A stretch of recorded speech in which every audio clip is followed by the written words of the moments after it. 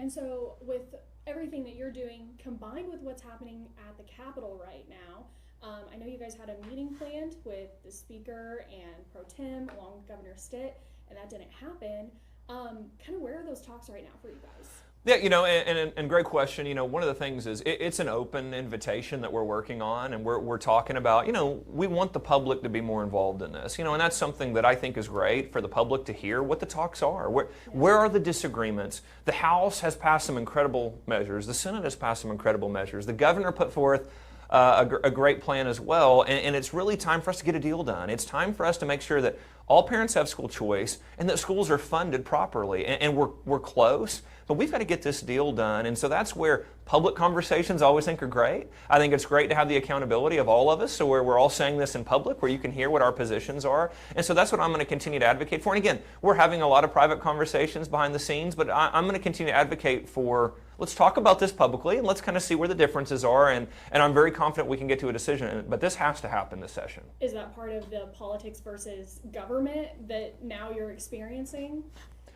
Sure, it's always, and this is the process. The process is, you've got the House, you've got the Senate, you have a governor, and you have a statewide elected state superintendent. And so there's different views, but you come together, you talk about what those perspectives are, and again, Republican leadership here, we're united on the high level, what we need to move forward. So now it's time to get a deal done so the schools can get the money, so that they can effectively educate our kids, so that every parent can have school choice, and teachers can get the pay raise they deserve. So it's time for that to happen. And so I think we're close, but we've got to get this done for all these parents, teachers, and kids around the state.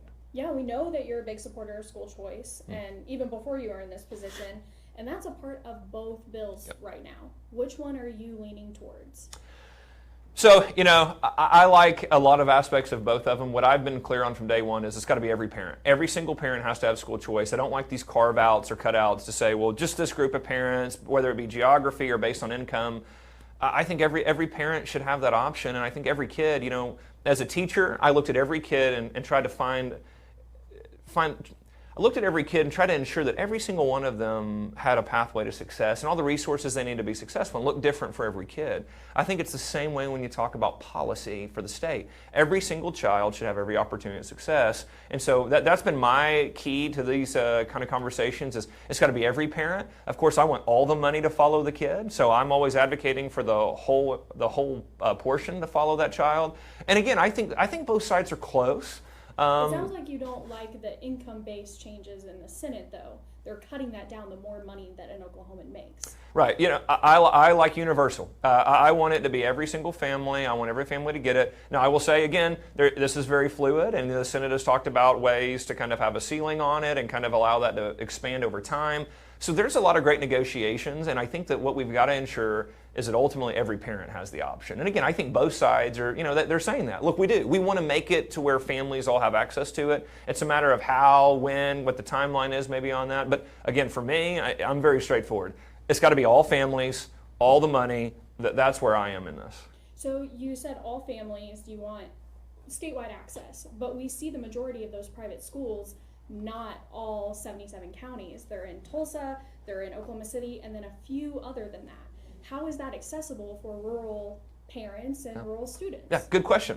And we do have a lot more rural private schools around the state than people think. Now, they're smaller. I visited one in Lawton, visited one in Altus, visited one in Enid. And again, the reality is that yes, they don't have a lot of private schools in the same context of a Tulsa and Oklahoma City, but there are options out there. And what happens is when you create an environment where money follows the kid, more churches will say, look, we could have a small private school here in our own church, but what they're doing right now is it's a lot of private institutions that are using it it's very charitable, and that will use this money to allow students that can't afford to come here. But what we need to do is say, well, no, every family, if you want to choose this option, we can make it available to you. And what you'll see is more options pop up. This is why homeschooling is important as well, because anybody in the state, no matter where they live, could homeschool their children. And that's where some of that money has to be accessible to those parents too, so that they can have that option available. Great. Well, let's move on to the next topic here. So you give a lot of speeches, you talk to a lot of people. Yeah. Latest is you talk to lawmakers. You met in person with them. Seemed a little volatile from what I saw. We heard boos from some of your comments. How did are you used to that, or how did you feel how that went? Oh, I'm used to that, to some of the left-wing extremists. I mean, some of the Democrats in there are far leftists, and hey, me saying things like I want school choice, like the teachers union isn't advocating for kids, they think is outlandish. It's what most people think. It's what most Oklahomans advocate for. They want parents in charge of their kids' education. Democrats in the legislature think that's an extreme position. It's not. They're out of line with Oklahoma values, not me. And so, no, I wasn't surprised that the Democrats wanted to show out and yell and scream and hoot and holler, but that just doesn't do anything for me. My goal is to always speak truth and find solutions that benefit our parents, teachers, and kids. And I'm not going to be there to be politically correct. And again, it drove some of the Democrats crazy, but that's something they're going to have to deal with. Yeah, you mentioned the comment of calling the union a terrorist organization. That is far from politically correct, but I would argue that's not even a fact or accurate. How did you determine that comment, and how do you feel about it now afterward? Absolutely. No, I 100% stand by it. What we saw during COVID and what the teachers union wants you to not remember is that they came in and said, we're going to keep schools shut down until we get a buyout from the federal government. Till we get bailed out both by the federal government and the state government, we're not going back. And it's indefinite. And we want them to go, do you know how badly our schools are performing? Do you know how bad kids are behind? Do you want to see these letters and emails and phone calls we're getting from parents? Suicide rates went through the roof. And we heard this from all of the mental health professionals of, this is terrible what's happening to these kids. And the teachers union said, too bad, give us our money or we don't go back. That is an outlandish position. It endangered kids. They continue to drive our test scores down with their positions. We're 49th in reading proficiency. Our kids can't read. And the teachers union continues to push policies that go against our kids. And again, it's not all teachers. Most teachers do a great job. Most teachers are not in line with the teachers union. It's union leadership. It's the union bosses. And again, most of our teachers, when I went around the state during the pandemic, they wanted to be back in school. They wanted to be back with their kids. But it is an elite union leadership that is putting politics over kids. And I'm not going to stand for it. And I'm going to continue to speak out against them and the war that they've waged on our kids. They weren't the only ones making those decisions, though. We had different commissions who had oversight over that. We also had the governor who can give his advice, and different people can push for that. If we're seeing what we're seeing right now in the Capitol, so many people pushing for education changes, they could have done that back then. And I think it's, not me personally, I don't think this, but what we've seen from Oklahomans is they think that that is a very bold statement. And would you feel that same way about other unions, how they advocate for their people, or they are leaders of the police union, fire union, or is it specifically the teachers union? Look, I'm just talking about the teachers union that I've been interacting with. I'm just talking about the teachers union that was there at the table and they're in the room making these type of arguments. So this is very specific. And again, I laid out why I believe that and why they run from that record. They don't want to talk about that. The national union chief is just getting hammered every day because she's trying to rewrite history on what she was saying back then. But the reality is they showed who they are. They showed that, again, they're going to always advocate for things that benefit the union bosses, not our kids, and frankly, not most of our teachers. They're not advocating for teachers. They're advocating for their organization in order to grow their power and get more money in their pockets. And I'm going to call them out on that every single time. I'm going to advocate for parents and kids, and I'm not going to be bullied by the woke mob and their tactics here of trying to push back on me for fighting for what's right. You really like buzzwords, and they get attention for sure. So on that note, let's go ahead and actually, I did want to ask you, were you ever a part of the union? No. No. You decided that from full stop McAllister, you weren't going to be a part Absolutely. of it. Got it. Okay. So let's move on to House Bill 1775, because that came up recently for you guys. So with the complaints coming out of Putnam City, are we going to see any warnings or like the same accreditation warning that we saw with Mustang? Great question. So, whenever we get any kind of, and again, we have launched emails for parents to send us any information they have around potential violations. We get a lot of these from teachers as well. Teachers around the state have done a great job of telling us, our administration's telling us we got to do this, or they're telling me I've got to go to this professional development. And what we do is we start looking at it. We start contacting the schools. We start having an interaction to go on a fact-finding mission. So we have several of those that are open right now where, again, my team goes and says, okay, let's start finding what the facts are. And so I don't know where we are in the process with that one at the moment, but that's one of the ones that we are absolutely looking into. Okay. Do you know that number? Is it a lot of schools that are seeing these complaints? Oh, we get a lot of complaints, I mean, and that's kind of where we go through the list of, fact finding and trying to find out kind of what's going on. Is this a one-off situation? Was it pushed by the school administration? Was it one teacher? Is it a book in the library? Is it canned curriculum? And again, one of the things we've been doing a deep dive on are vendors.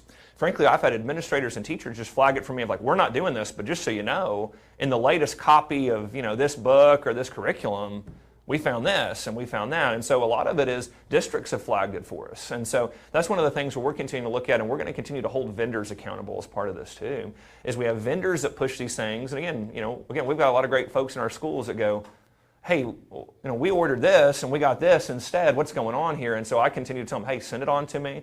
Let me do a deep dive on it. We can start pushing back on these vendors to say, if you're going to do business in the state of Oklahoma, you are not going to violate HB 1775. You're not going to push radical ideology in the classroom. We have our standards. You have to be in line with these standards if you're going to do business here. So I will continue to hold vendors accountable as well. We've heard from lawmakers asking for more information looking into this. Because you're so outspoken about it and trying to protect children, protect schools. Sure. So where is that evidence? If you guys are looking into it, do we have any closed cases of this did happen and we've dealt with it? Because we want to see that record for you. Yeah, great question. No, we continue to roll those out in board meetings. And so that's where it's our best way to show the public, here's where we are, here's a complaint. We did it in the last board meeting. We went through a complaint and said, hey, here's what we've got. We're going to start looking into it, but we want the public to be aware. There's significant enough evidence here that it's an investigation that we are digging deeper into. And so that's kind of where we usually try to make sure that we're rolling those things out in a setting where everyone can see, here's the evidence, here's what we're looking at, here's where the complaint came from. But we also are very cautious of, we want to make sure that we're doing a deep dive and we're analyzing everything before we start saying too much publicly about them. So that's something we're always balancing. So we'll continue to roll those out as they come in when we find that these are cases that are active. Yeah, with pornography in books especially, or Sure. sexualization in books for students. Like, are those things that you're continuing to look into? Absolutely, and again, we've rolled a lot of this out. In a board meeting, I showed images, I showed where the books were found. I gave the legislature and the media a copy of all the books that, we showed them, hey, here's a list of some of the ones that have been flagged for us, and we're still trying to figure out, is it in the school library here or there? But there were, I can't remember how many books were on that list, but it was dozens and dozens. And again, that's what we're trying to, and we showed them where in the schools these have been located and what the schools have said to us about those books. And so it's something we're going to continue to fight. We continue to see it. We continue to hear this every week. And so it's something that we're going to stay active on until there is no indoctrination in our schools, until there is no pornography in our schools. We haven't done a good enough job yet as a state. So we have to make sure that our kids, the focus is on reading, writing, U.S. history, science. Those are the things that are going to lift us out of where we are in education. So you're going to continue to see us say, get the indoctrination out, get the focus back on these basics, and let's find ways to empower parents. Let's find ways to empower teachers. We've got a great program now. We've got hundreds of applications already for teachers to come into the state and teach with our new signing bonus program. Because again, we're hearing this. People are attracted to it. Teachers don't want all of the nonsense in their schools. They know, hey, I went to school to be a math teacher. I want to focus on math. If you're serious about me being a good math teacher and empowering me and hey, making sure I've got a good pay for what I'm doing and support, that's what I want to do. And we're going to see a resurgence of that in Oklahoma. We're going to continue to move these things forward so that, again, our teachers go, hey, I can be successful here. I want to go teach in Oklahoma.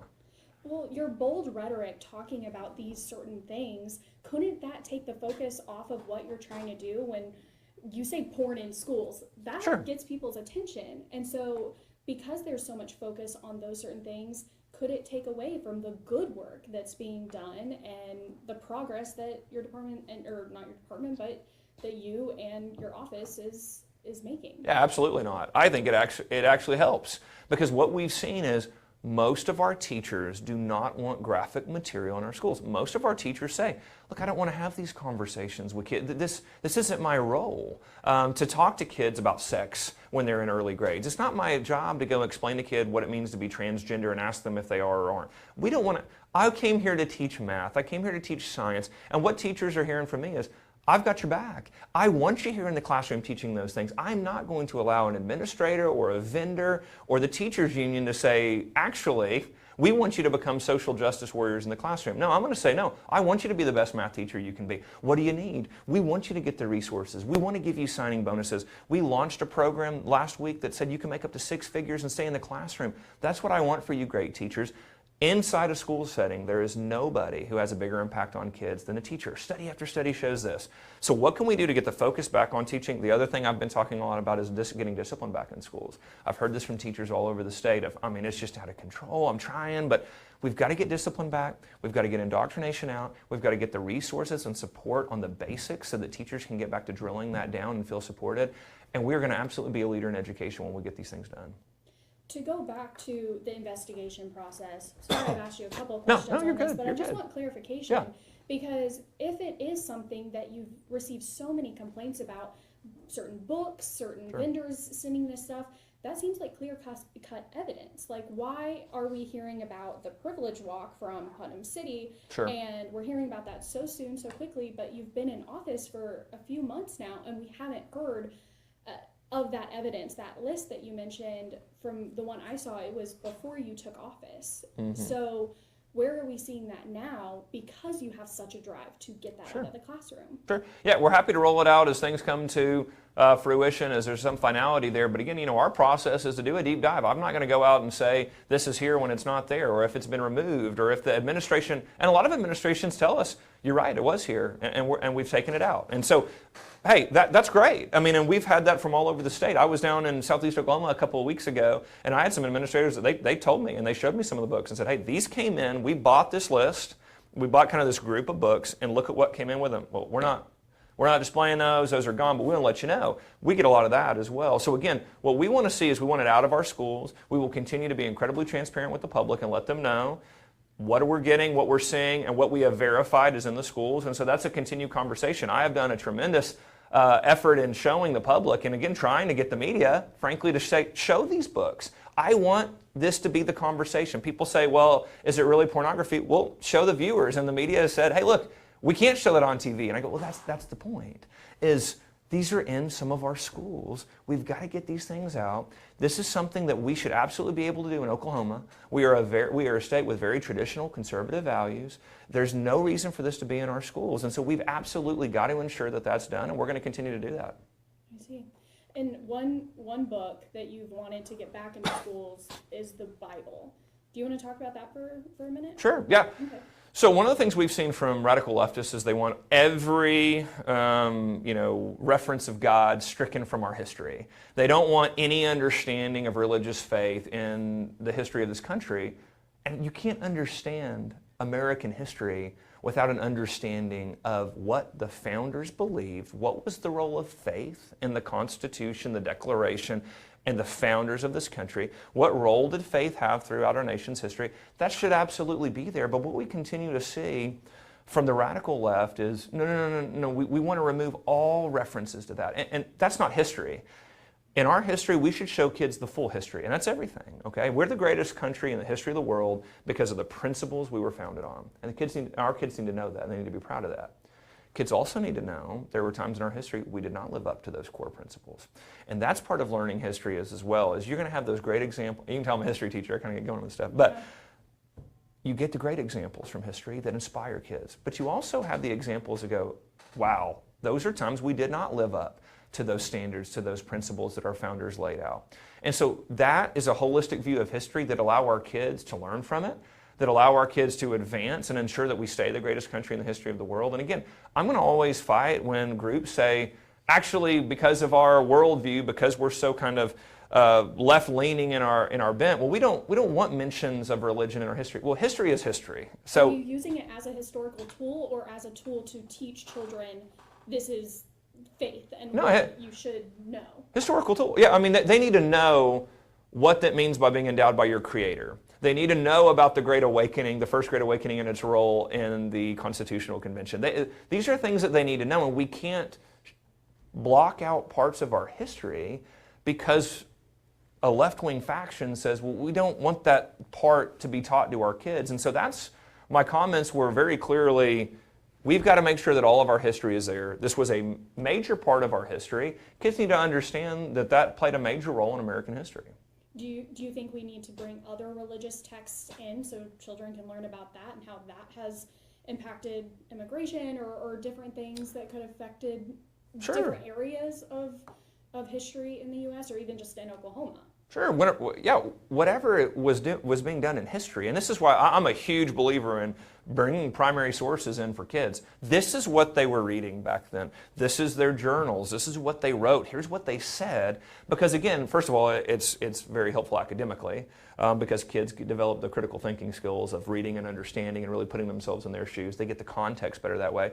But also, it speaks for itself. I mean, you read what someone said and what drove them and what their motives were. It's not, a judgment of it. It's an understanding of it. And so the more that we get that into our schools and say, listen, here's what these folks said, here's what their belief system was, and here's why they did the things they did, the more it empowers an individual child to say, oh, interesting, these people had this thought process because of this background, because they understood this and that. That empowers kids to be more successful. And frankly, it's very important that our kids know our nation's history. It's very important that kids know our state's history. We have this incredible history here in the state of Oklahoma. We have this incredible tribal history in the state of Oklahoma. This is something that I want our kids to be proud of because I want our kids to come back. After graduation, I want our kids to stay, or if they leave, I want them to come back. I want them to be proud of the state. I want them to understand all the good and bad of our history and then go, wow, this is an incredible state. It's incredible people that come from different backgrounds that have come here to the state. And I think it's the greatest state in the country. I mean, I love our state. It was an honor to get to travel the state and run for this office because I got to meet people from every county, and it's an incredible state. And we want our kids to feel that way and come back. We want our kids here. Yeah. Whenever it comes to the Bible in curriculum, could you have the power to add that and make it a requirement in curriculum for Oklahoma students? So one of the things we're looking at is we are looking at our standards in curriculum. The NAEP U.S. history scores came back and they're abysmal. 86% of students nationwide score either basic or below basic in their understanding of U.S. history. Only 1% scored advanced in our own nation's history.